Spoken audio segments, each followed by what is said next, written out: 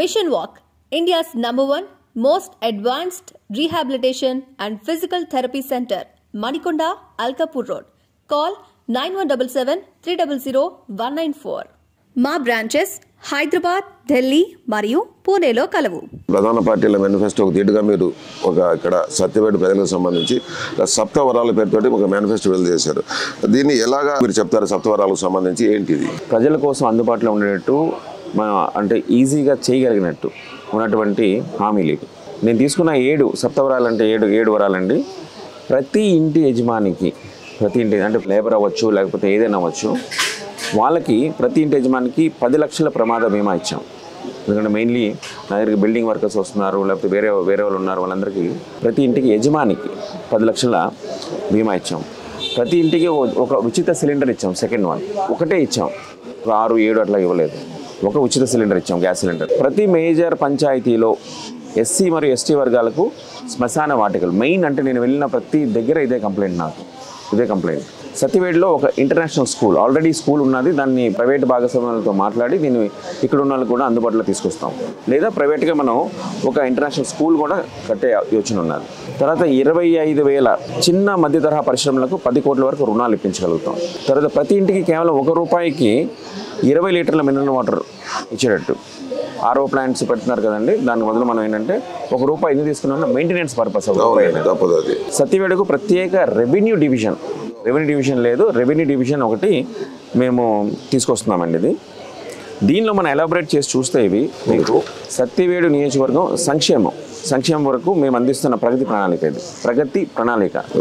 ఇప్పుడు చూస్తే మీరు విద్య అంటే దాన్ని ఎలాబరేట్ చేసుకుంటే మనం విద్య కోసం కానీ, వైద్యం కానీ, పారిశుద్ధ్యం కానీ, మౌలిక సదుపాయాలు, వ్యవసాయము, యువత, మహిళలు, బీసీలు, ఎస్సీలు, ఎస్టీలు, రోడ్లు అండ్ రవాణా, తర్వాత శాంతి భద్రతలు, అవినీతి నిర్మూలన, ఫిర్యాదుల పరిష్కారం, తర్వాత ఫైనల్గా మతం, సంస్కృతి మరియు పర్యాటక రంగం మీద కూడా మేము దృష్టి పెట్టామండి.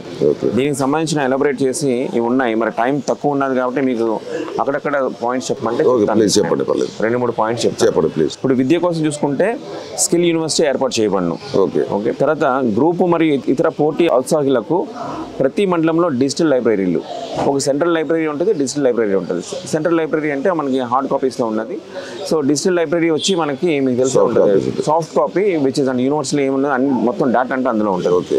ప్రతి మండలంలో AP మోడల్ పాఠశాల ఒకటి, బాలికలకు ప్రత్యేకంగా ఒక ప్రభుత్వ డిగ్రీ కళాశాల, ప్రైవేట్ రంగ సహకారం ద్వారా పాఠశాల మరియు కళాశాలలో డ్రాప్ అవుట్లను నియంత్రిస్తాం.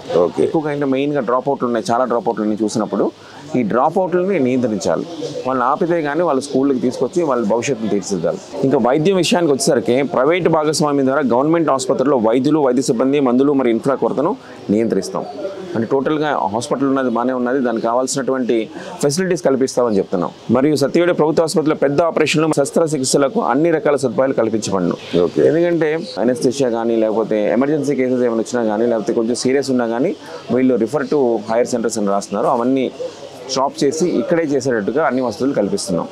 ప్రభుత్వ పాఠశాలలు మరియు కళాశాలకు చెందిన ఆడపిల్లలందరికీ ఉచిత శానిటరీ ప్యాడ్లు ఇప్పిస్తాం. ఇంకా ప్రభుత్వ ఆసుపత్రుల్లో వైద్యులు మరియు ఆసుపత్రి సిబ్బంది 24 గంటలు ఉండేటట్టు చేస్తాం.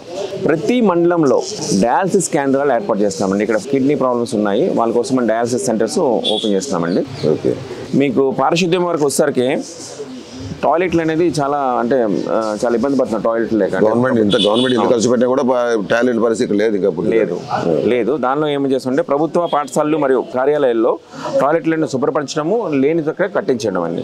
ప్రతి మండలంలో చెత్త డంప్ యార్డ్లను ఏర్పాటు చేయడం జరుగుతుంది. ఇక డంప్ యార్డులు తీసుకొచ్చి ఈ తెలుగంగ ప్రాజెక్ట్ పక్కన పడేస్తున్నారు మొత్తం అంతా.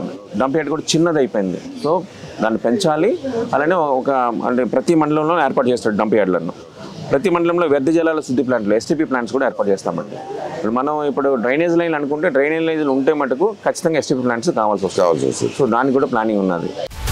హలో, తెలుగు రాజ్యం ఛానల్ చూస్తున్నారా?